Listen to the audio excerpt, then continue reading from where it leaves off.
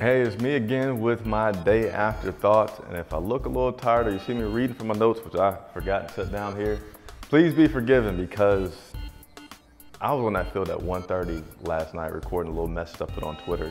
Didn't go to bed until 3 o'clock in the morning and had to get up today. So I love what I do, but sometimes it does make you a little tired. So first thing I want to talk about, Carolina Panthers defense is still ranked #1. All the games have been played and they are still a #1 ranked defense. So I'm excited about that part of the team because I feel like with any team, a great defense can carry you pretty far into the season and into the postseason. So I want to talk about Curtis Samuels because last week I talked about how so excited I am about this guy and what I love about him, and some people criticize me about him and say, well, hey, what about McCaffrey?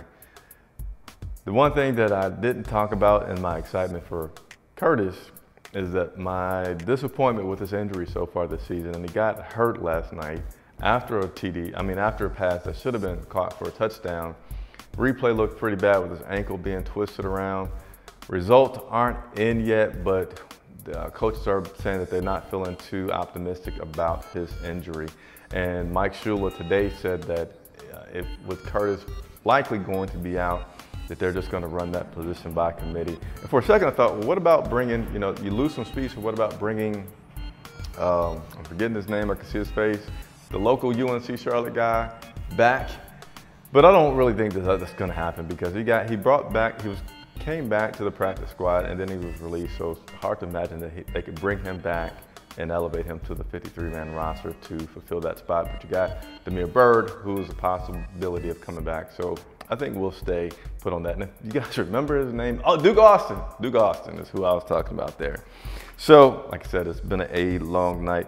Other thing I want to talk about that's pretty cool. I always like to give you guys some behind the scenes stuff. If you've seen the video on my recap, Devin Funchess talked a little bit about how the salute to service was special to him and how he met the family, made that promise, and he got those 2 touchdowns. And man, Devin's a really, really cool guy. He doesn't talk a lot in terms of,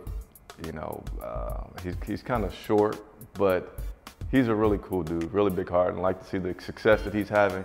He had 2 touchdowns yesterday, his second game of having 2 touchdowns, and that definitely seems like a guy who plays with a lot of passion, a lot of grit, and he said he had a lot of fun last night, which is something that you love to see, right? Because remember that Super Bowl season?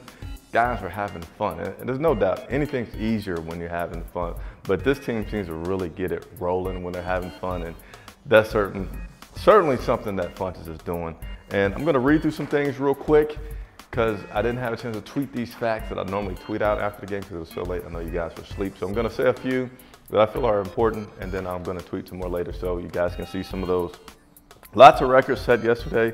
One of them was a new franchise record with 548 yards of total offense, breaking the previous record of 543 in Chicago a few years back. And Carolina has had back-to-back 200 yards rushing for the first time in franchise history. That's pretty cool. Cam Newton's 5-1 on Monday Night Football, and Christian McCaffrey, as we know, he's been pretty much a wide receiver, but he had a rushing touchdown, had a receiving touchdown yesterday. He did break the record that was previously held by Jonathan Stewart for most receptions by a running back. And Kuechly, the beast, the machine, he had an interception yesterday, second interception in the last 3 games, and he has had the most interceptions as a linebacker since he came into the league in 2012. He has 15 in that span. So appreciate you guys tuning in. Like to say I work for you. If there's something I haven't talked about that you want me to talk about, let me know. Last night it was someone asked about Graham Gano, so I went and talked to Graham, got some information about why his kicks were short. And I like doing that for you guys quite a bit. So I'm available on all social media at Charlotte Vibe. Thank you guys so much for watching.